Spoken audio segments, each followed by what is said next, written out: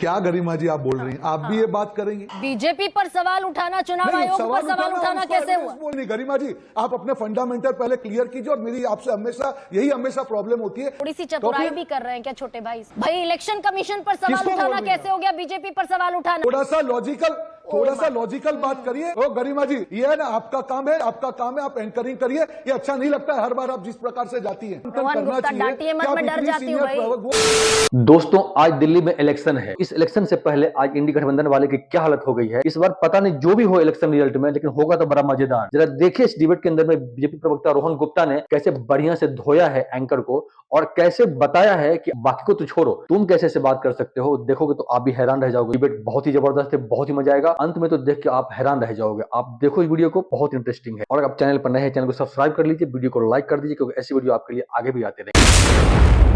अब ऐसे में रोहन गुप्ता, ये सवाल बड़ा गंभीर हो जाता है क्या जब विपक्ष के सारे लोग, अखिलेश यादव, अरविंद केजरीवाल, राहुल गांधी, सब एक ही राग अलापते दिखते हो? अंडर द डॉक हो जाती है कि पूरी प्रक्रिया जिसे पारदर्शी होना चाहिए। गरिमा जी, जब आप जनता का विश्वास गवा दे तब देश की संस्थाओं पे सवाल करना आपकी मजबूरी बन जाती है। और यही हम देख रहे हैं, जो इंडी गठबंधन के नाम पे पूरा गठबंधन बना, जैसे ही चुनाव हारते हैं ठीकरा जो है चुनाव आयोग पे, देश की प्रोसेस पे फोड़ देते हैं। और मैं आपसे एक विनती आज करना चाहूंगा कि मैं सारी चीज जब कहूंगा तब अनइंटरप्टेड थोड़ा सा मुझे समय दे, जिससे आपके दर्शकों तक भी हकीकत पहुंचे। तीन चीजें यहाँ पे कैसे, एक आपने कहा कि एडिशन की आपने बात की, क्योंकि मेरा सब्जेक्ट भी है इलेक्शन मैनेजमेंट, इसलिए मुझे पूरी इसकी जानकारी है। फॉर्म 6 होता है कि जिससे आपको किसी का भी नाम एडिशन करना हो आप उसको फाइल कर सकते हैं। फॉर्म 6 फाइल होने के बाद बाकायदा प्रोसेस है, बीएलओ है, इलेक्शन ऑफिसर है, वो जाके जांच करते हैं। जब तक ये वेरीफाई नहीं होता है कि जो इस व्यक्ति का नाम फाइल किया गया उसके पास डॉक्यूमेंट है और वहां पे वो रहते हैं, एड्रेस प्रूफ है, तब तक नाम ऐड नहीं होता। इलेक्शन कमीशन का प्रोसेस है। देयर इज फॉर्म 7, अगर किसी का नाम आपको काटना है, अगर किसी का डेथ होता है या उसकी एड्रेस शिफ्ट हो जाता है या उस एड्रेस पे वो आदमी नहीं पाया जाता है, तो आप डिलीशन का अप्लाई करते हैं। तब भी ये प्रोसेस है वेरिफिकेशन का, और उसके बाद ही किसी का नाम डिलीट होता है। और ये सारी ट्रांसपेरेंट प्रोसेस है। तीसरी चीज आपने कही कि चुनाव जो होता है उस दिन आंकड़ा बढ़ जाता है। There is something called form 17C, जो हर पार्टी का जो एजेंट होता है, 5 बजे जब शाम को मशीन बंद होता है, उसका आंकड़ा उसको दिया जाता है। और अगर वो आंकड़े से 1 भी % आगे पीछे होगा तो वो वैलिड डॉक्यूमेंट बन जाता है। मुझे बताइए, एक भी कोई कंप्लेन फॉर्म 17C के साथ में और इस आंकड़े के साथ में विपक्ष ने फाइल की हो तो आप बताइए, एक भी कंप्लेन नहीं है। आखिरी चीज, महाराष्ट्र में जब चुनाव हुआ, महाराष्ट्र के इलेक्शन कमीशन ने 228 बैठक पे, हर बैठक पे 5 बूथ पे जो ईवीएम का आंकड़ा है और जो पर्ची निकलती है उसका आंकड़ा मैच करवाया। और एक भी बूथ, और वो जो 5 बूथ जो होते हैं गरिमा जी, ये विपक्ष का जो कैंडिडेट होते हैं वो देते हैं, उस बूथ पे वो लोग काउंट करते हैं। एक भी बूथ पर ईवीएम के आंकड़े में और पर्ची के आंकड़े में कोई डिफरेंस नहीं पाया गया। तो मरकड़वाड़ी में रोहन गुप्ता, जो गांव के लोग, एक सेकेंड, अगर सब कुछ बराबर था आपकी भाषा में, तो मरकड़वाड़ी में वो जो लोग मात्र 1900 वोट थे पूरे गांव में, मॉक पोल कराना चाहते थे, एनसीपी शरद पवार गुट के नेता वहां से जीत गए थे। गांव में 1800 वोट, 1900 वोट दोबारा पड़ने थे। सारी व्यवस्था उन्होंने खुद कर ली, क्राउड फंडिंग से उन्होंने सारा इंतजाम कर लिया। भाई हम मॉक पोल करेंगे, हम दोबारा करना चाहते हैं, करने देते, दूध का दूध पानी का पानी हो जाता। ऐसे कैसे हो सकता है गरिमा जी? इलेक्शन कमीशन के रूल है, किसी के हिसाब से नहीं होता है। अगर फॉर्म 6 है, फॉर्म 7 है, वैसे ही हर चीज का प्रोसीजर लेट डाउन है। तो वो जो फॉर्म 6 और फॉर्म 7 आप कह रहे हैं, लोकतंत्र में भरोसा, वो जो बीएलओज हैं, बूथ लेवल ऑफिसर, एक से मैंने आपको बोलने दिया रोहन, अब मुझे काउंटर क्वेश्चन करने दीजिए। That's my request to you.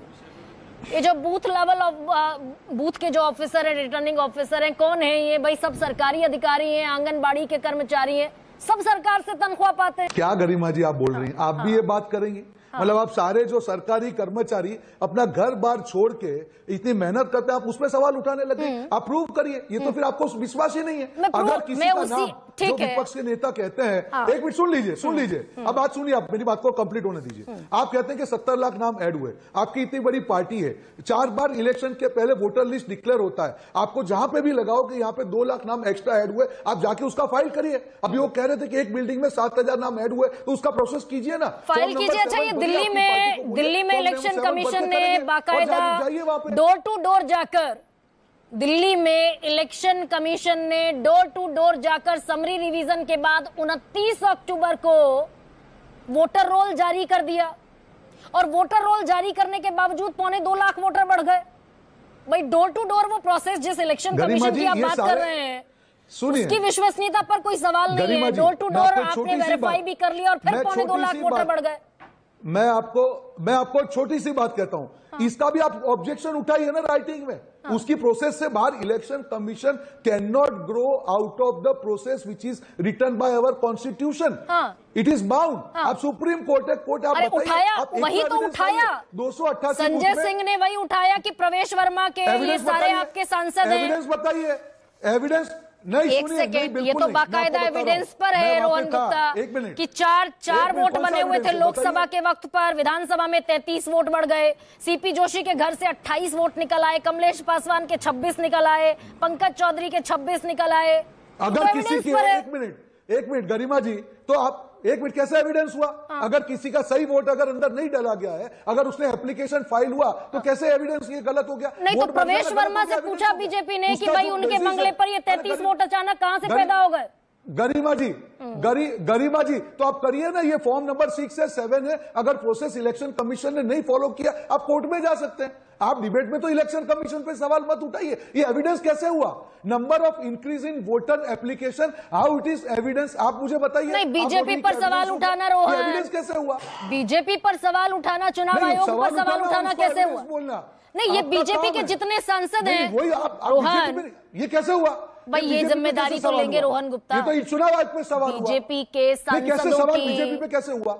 आप बोल रहे हैं कि नहीं गरिमा जी, आप अपने फंडामेंटल पहले क्लियर कीजिए। और मेरी आपसे हमेशा प्रॉब्लम होती है, आप ये कहती है कि 33 वोट बढ़ गए तो इलेक्शन कमीशन ने, अगर बीजेपी ने गलत किया है तो इलेक्शन कमीशन ने क्या 33 वोट को अलाउ कर दिया? आप वो इलेक्शन कमीशन को सवाल पूछिए। अगर उसने अलाउ किया तो सवाल तो इलेक्शन कमीशन पे। रोहन गुप्ता बड़ी कमाल, ये थोड़ी सी चतुराई भी कर रहे हैं क्या छोटे भाई? छोटे या बड़े जो भी होंगे, बड़े भाई मान लेती हूँ रोहन गुप्ता। भाई इलेक्शन कमीशन पर सवाल उठाना कैसे हो गया? बीजेपी पर सवाल उठाना। ये प्रवेश वर्मा के घर में 33 वोट कहां से निकल आए? कमलेश पासवान के घर में 28 वोट कहां से निकल आए? ये तो बीजेपी की जिम्मेदारी है ना पता लगाए कि ये एप्लीकेशन किसने दी। एक मिनट गरिमा जी, एक मिनट, अब रुक जाइए। अगर किसी ने एप्लीकेशन किया, वो परवेश वर्मा हो, XYZ हो, अगर 28 एप्लीकेशन गई और वो एप्लीकेशन गलत पाई जाती है और इलेक्शन कमीशन उसको पास करता है तो क्या आप इलेक्शन कमीशन पे सवाल नहीं हुआ? आप बताइए ना, अगर प्रोसेस फॉलो नहीं हुआ है वो बताइए ना। मतलब आप अपने स्तर पर आप जो करना चाहेंगे वो करेंगे। गेंद चुनाव आयोग के पाले में है, मतलब सारी जिम्मेदारी चुनाव आयोग की है। Being a responsible party, being the largest party of India, आपकी जिम्मेदारी नहीं है? थोड़ा सा लॉजिकल बात करिए। वहां पे एप्लीकेशन हुआ है 33 वोट का।